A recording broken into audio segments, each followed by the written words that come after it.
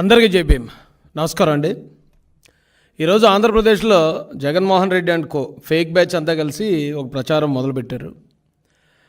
విజయవాడలో స్వరాజ్ మైదానంలో ఉన్న డాక్టర్ బాబాసాహెబ్ అంబేద్కర్ విగ్రహం మీద నారా చంద్రబాబు నాయుడు గారు మరియు నారా లోకేష్ గారు సుత్తులు పట్టుకుని వెళ్ళి ఆ విగ్రహాన్ని పగలగొట్టడానికి ప్రయత్నించారని చెప్పి విపరీతంగా దాన్ని 1కి 100, 100కి 1000 మందితో ప్రచారం చేస్తున్నాడు. కనీసం ఈ రాష్ట్రంలో ఉన్న ప్రజలు జ్ఞానవంతులు అనుకుంటున్నాడా లేకపోతే మరీ తెంగరపప్పలు అనుకుంటున్నాడా నాకైతే అర్థం కావట్లేదు. జగన్మోహన్ రెడ్డి 2019 ముందు ఇలాంటి కొన్ని ప్రచారాలు చేశారండి. ఒకటి, ఎవరైతే వివేకానంద రెడ్డి గారు ఉన్నారో వివేకానంద రెడ్డి గారిని చంపేసి ఉదయం 8 గంటలకి గుండెపోటుతో చనిపోయాడని ప్రచారం చేశారు ఫస్ట్. అదే సాక్షి మీడియా నుంచి, జగన్ మీడియా నుంచి. తర్వాత మరుసటి రోజుకే లేదు నారా చంద్రబాబు నాయుడు గారు చంపేశారు, ఆయన చేతిలో కత్తి పెట్టి నారాసుర రక్త చరిత్ర అని రాసిన వెధవన్నారు వెధవలు వెళ్ళు. అలాంటి వ్యక్తులు ఈ రోజున నారా చంద్రబాబు నాయుడు గారు, లోకేష్ గారు అంబేద్కర్ గారి విగ్రహం మీద దాడి చేశారు అంటున్నారండి. కోడికత్తి ప్రచారం చేశారు. కానీ సిబిఐ, ఎన్ఐఏ కూడా క్లియర్గా చెప్పింది ఆ రెండు కూడా తప్పుడు ప్రచారాలే. జగన్మోహన్ రెడ్డి అండ్ బ్యాచే వివేకానంద రెడ్డి గారిని చంపిందని తెలియజేశారు. కోడికత్తి అంతా డ్రామా అని తెలియజేశారు. దీంతోపాటు నారా చంద్రబాబు నాయుడు గారి మీద ఎస్సీలుగా ఎవరైనా పుట్టాలనుకుంటారా అని అన్నారు అని ముందు వెనక కట్ చేసి ఓ తప్పుడు ప్రచారం చేశారండి. నిజానికి అప్పుడు చంద్రబాబు నాయుడు గారు ఇక్కడున్న 2 కులాలు, 1 ధనవంతులు, 2 పేదలు, నేను ఎప్పుడు పేదల పక్షాన ఉంటానన్నాడు మహానుభావుడు. ఆ మాటను కూడా వక్రీకరించి దళితులకు వ్యతిరేకంగా మాట్లాడాడు, ఎస్సీలని పుట్టుకుని అవమానించారు చంద్రబాబు నాయుడు గారని చాలా విపరీతంగా అప్పుడు కూడా ప్రచారం చేశారు. దాంతోపాటే మొన్న నారా లోకేష్ గారు దళితులకి జగన్మోహన్ రెడ్డి పీకిందేం లేదు పొడిసిందేం లేదని అంటే ఆ మాటను ముందు వెనక కట్ చేసి దళితులు పీకిందేం లేదు పొడిసిందేం లేదన్నారు నారా లోకేష్ గారని తప్పుడు ప్రచారం చేసిన తప్పుడు ఎదవలండి. వీళ్ళు నిజంగా మనుషులు పుట్టారా అబద్ధాలకు పుట్టారో నాకైతే అర్థం కావట్లేదు. కానీ ఇలాంటి తప్పుడు ప్రచారాలు చేసిన ఇదే వెధవలు ఈ రోజున డాక్టర్ బాబాసాహెబ్ అంబేద్కర్ విగ్రహం మీద నారా చంద్రబాబు నాయుడు గారు, లోకేష్ గారు దాడి చేశారని చెప్తున్నారండి. నేను ఆ స్టాట్యూని సందర్శించి వచ్చాను.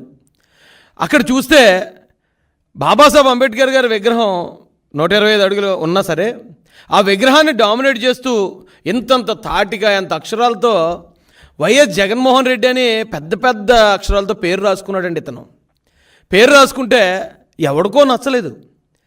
ఎందుకు నచ్చలేదు అంటే దానికి కూడా కొన్ని కారణాలు ఉంటాయండి. ఇప్పుడు జగన్మోహన్ రెడ్డి అధికారంలోకి వచ్చిన వెంటనే అంబేద్కర్ గారి పేరు విదేశీ విద్యకు తీసేసి జగన్ పేరు పెట్టుకున్నాడు. అలాగే హెల్త్ యూనివర్సిటీకి ఎన్టీఆర్ గారి పేరు తీసేసి వైఎస్ రాజశేఖర రెడ్డి పేరు పెట్టుకున్నాడు. అయితే ఎవడో అమాయకుడు ఒకవేళ గవర్నమెంట్ మారితే ఇలా పేరు తీసేయలేమో, జగన్మోహన్ రెడ్డి పేరు కూడా తీసేసి ఇక్కడ చంద్రబాబు నాయుడు గారి పేరు ఎట్టలేమో, ఒకవేళ జగన్మోహన్ రెడ్డి మర్చిపోయారేమో ఈ గవర్నమెంట్ అని చెప్పి ఎవడో పీకి పారేసి ఉంటాడు. అది ఎవరైతే పీకేశారో తెలుగుదేశం పార్టీ నుంచి మేము ఖండిస్తున్నాం. అలాంటి దాన్ని కూడా ఖచ్చితంగా వారి మీద కూడా పార్టీ చర్యలు తీసుకుంటుంది. తెలుగుదేశం పార్టీ అధికార ప్రతినిధిగా నేను ఖండించినా ఒక దళితుడిగా నేను చాలా ఆనందపడ్డానండి అతను చేసిన పనికి. ఎందుకంటే జగన్మోహన్ రెడ్డి పేరు అంబేద్కర్ గారి కాళ్ళ దగ్గర ఉండటానికి కూడా అతనికి అర్హత లేదండి. ఎందుకంటే జగన్మోహన్ రెడ్డి అనే వ్యక్తి వ్యభిచారులకు నాయకుడు. ఎందుకు ఈ మాట అన్నానంటే ఈ రోజున దువ్వాడ శ్రీనివాస్ స్టోరీ జరుగుతుందండి. దువ్వాడ శ్రీనివాస్కి నేను గర్ల్ ఫ్రెండ్ అంటూ వచ్చింది ఒక ఆమె డైరెక్ట్గా చెప్తుంది, మేము అడల్టరీ చేస్తున్నాం, మేము వ్యభిచారం చేస్తున్నాం, నేను దువ్వాడ శ్రీనివాస్ అని డైరెక్ట్ చెప్తుంది. వైసీపీ లీడర్ అట ఆమె. అలాగే ఎవరైతే అంబటి రాంబాబు పెళ్ళయ్యి వేరే ఆమెతో తప్పుడు మాటలు మాట్లాడుతూ అడ్డంగా దొరికిపోయాడు. గోరంట్ల మాధవ్ అతను న్యూడ్ కాల్ మాట్లాడుతూ అడ్డంగా దొరికాడు. అంటే న్యూడ్ కాల్ అయితే భార్యతో అయితే మాట్లాడు కదా. వీళ్ళందరూ వ్యభిచారులే. ఈ వ్యభిచారులకు నాయకుడు ఎవరంటే జగన్మోహన్ రెడ్డే. వ్యభిచారులతో పాటు అలాంటి వ్యభిచారులకి నాయకుడైన వ్యక్తి అంబేద్కర్ గారి పాదాల దగ్గర ఉండటానికి, అంబేద్కర్ గారి విగ్రహాన్ని పెట్టానంటానికి అతనికి అర్హత ఉందండి? హంతకులకు నాయకుడు జగన్మోహన్ రెడ్డి. నేనే చంపాను, శవాన్ని డోర్ డెలివరీ చేశానని అనంతబాబుకి, అలాగే బాబాయిని చంపేసిన అవినాష్ రెడ్డికి, డాక్టర్ సుధాకర్ గారిని రోడ్డు మీద ఈడ్చి కొట్టి పిచ్చోని చేసి చంపేసిన పెట్ల గణేష్కి, ఇలాంటి నాయకులందరికీ పెద్ద నాయకుడు, పెద్ద డాను జగన్మోహన్ రెడ్డి. అలాంటి నేరస్తులకు నాయకుడు అంబేద్కర్ గారి దగ్గర ఉండటానికి అర్హుడా? ఇంకా చెప్పాలంటే గంజాయి డాను జక్కంపూడి, ఆ డ్రగ్స్ డాను ద్వారంపూడి, ఇలాంటి వాళ్ళందరికీ నాయకుడు అండి. ఇలాంటి నేరస్తుడు, కరుడుగట్టిన నేరస్తుడు ఫ్యాబ్లో ఎస్కోబార్ అని మా నాయకుడు చంద్రబాబు నాయుడు గారు అన్నారండి తను ఆల్రెడీ. నిజం చెప్పాలంటే ఆ ఫ్యాబ్లో ఎస్కోబార్ కూడా ఎందుకు పనికిరాడు జగన్మోహన్ రెడ్డికి. అలాంటి వ్యక్తి ఈ రోజున మేము అంబేద్కర్ గారి విగ్రహం పెట్టాం కాబట్టి ఆ పేరు వేసుకుంటాం మేమని చెప్పి మాట్లాడతారా? ఏమండి, వివేకానంద రెడ్డి గారి విగ్రహం పెట్టి ఆ విగ్రహం మీద అవినాష్ రెడ్డి పేరు, జగన్మోహన్ రెడ్డి పేరు వేసుకుంటే, ఆ సునీత రెడ్డి గారు కనుక ఒప్పుకుంటే అంబేద్కర్ గారి విగ్రహం మీద అతను పేరు వేసుకోవడానికి మేము ఒప్పుకుంటామండి. ఎందుకంటే వివేకానంద రెడ్డి గారిని చంపింది వాళ్ళే, చంపిన వాళ్ళే ఆ విగ్రహం కింద పేరు వేసుకోవడం ఎంత పాపమో. ఈ రాష్ట్రంలో జగన్మోహన్ రెడ్డి అధికారంలోకి వచ్చిన దగ్గర నుంచి దళితుల మీద దాడులు, కొట్లాట, చంపేయటం, శిరోమణనాలు చేయటం, శవాలను ఇళ్ల ముందు ఇసిరేయటం, వాళ్ళ పథకాలను 27 పథకాలను రద్దు చేయటం, అంబేద్కర్ గారి పేరుని ఓవర్సీస్ అనే పథకానికి ఉన్న పథకాన్ని ఆ పేరుని తీసేయటం, ఇంత దారుణంగా అంబేద్కరిజం మీద దాడి చేసిన ద్రోహి జగన్మోహన్ రెడ్డి. అలాంటి జగన్మోహన్ రెడ్డి అంబేద్కర్ గారి విగ్రహం పెట్టాడు కాబట్టి అతను పేరు వేసుకుంటాడా? ఎవడో చెప్తున్నాడండి అంబేద్కర్ విగ్రహంకి దాత అని. ఎవడు దాత? జగన్మోహన్ రెడ్డి గారి తాత రాజారెడ్డి గారి డబ్బులు తెచ్చి పెట్టాడా? లేకపోతే వాళ్ళ నాన్నగారు వైఎస్ రాజశేఖర రెడ్డి పేరు డబ్బులు తెచ్చి పెట్టాడా? అది ఎస్సీ సప్లాన్ నిధుల డబ్బులు అవి. ఆ డబ్బులతో విగ్రహం పక్క రాష్ట్రంలోనేమో 146 కోట్లకి అయితే ఇక్కడ 400 కోట్లు అయింది. అంటే అంబేద్కర్ గారి విగ్రహం పేరుతో కూడా 250 కోట్లు దోచుకున్న వ్యక్తి జగన్మోహన్ రెడ్డి. ఆయన ఏం ఊరికే దళితుల మీద ప్రేమతో చేయలేదండి. ఒకవేళ నిజంగా అంబేద్కర్ గారి మీద అతనికి అంత గౌరవం ఉంది, దళితుల మీద అంత ప్రేమ ఉంటే పులివెందుల్లో ఏమైనా పెట్టించాడా విగ్రహాన్ని? 125 అడుగులు అక్కర్లే, కనీసం ఒక 8 అడుగుల విగ్రహం పులివెందులు వాళ్ళ ఇంటి ముందు పెట్టించాడా? లేదా కడపలో ఒక 40 అడుగుల విగ్రహం పెట్టించాడా? అతని బతుకులు ఎప్పుడైనా అంబేద్కర్ గారి జోలికి వెళ్ళాడా?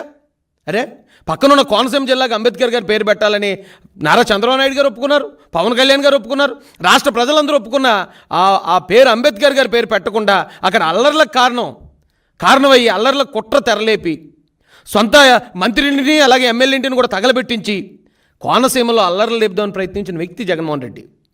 అలాంటి జగన్మోహన్ రెడ్డి ఈ రోజున అంబేద్కర్ గారు అంటే గౌరవం ఉంది కాబట్టి అంబేద్కర్ గారికి ఆ విగ్రహం పెట్టించాడంటే ఎవడండి నమ్మేది?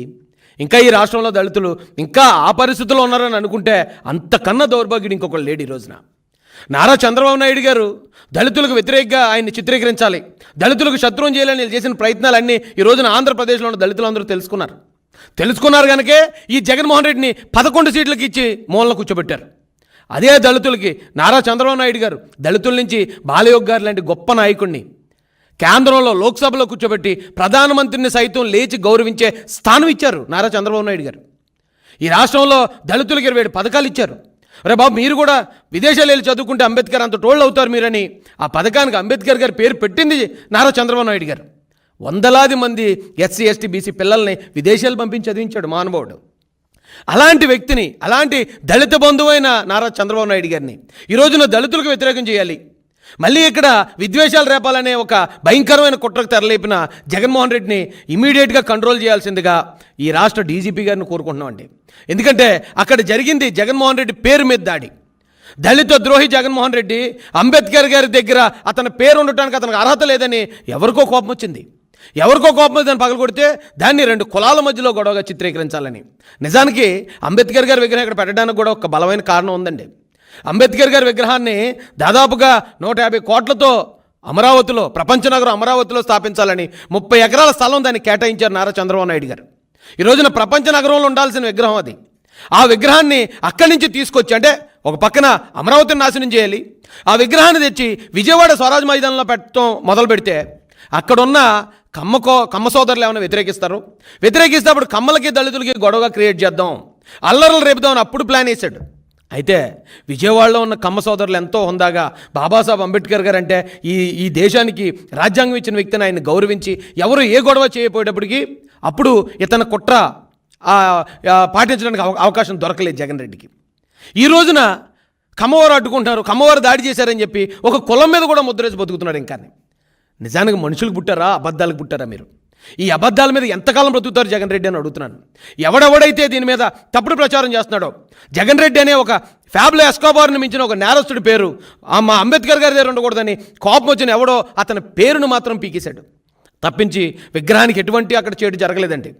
దాన్ని పట్టుకుని ఈ రోజున 2 వర్గాల మధ్యలో, దళితులకి తెలుగుదేశం పార్టీ వర్గాలకి మధ్యలో విద్వేషాలు రేపాలని, దళితులకి కమ్మవారికి మధ్యలో విద్వేషాలు రేపాలని ప్రయత్నిస్తున్న ఈ వైసీపీ అబద్ధాల కోర్లు ఎవరైతే ఉన్నారో, ఆ పనికిమాలిన ఎవరైతే ఉన్నారో వాళ్ళందరి మీద కూడా 295A 153A ఈ ప్రకారం వాళ్ళ మీద చట్టపరమైన చర్యలు తీసుకోవాలని మేము డీజీపీ గారిని రిక్వెస్ట్ చేస్తున్నామండి.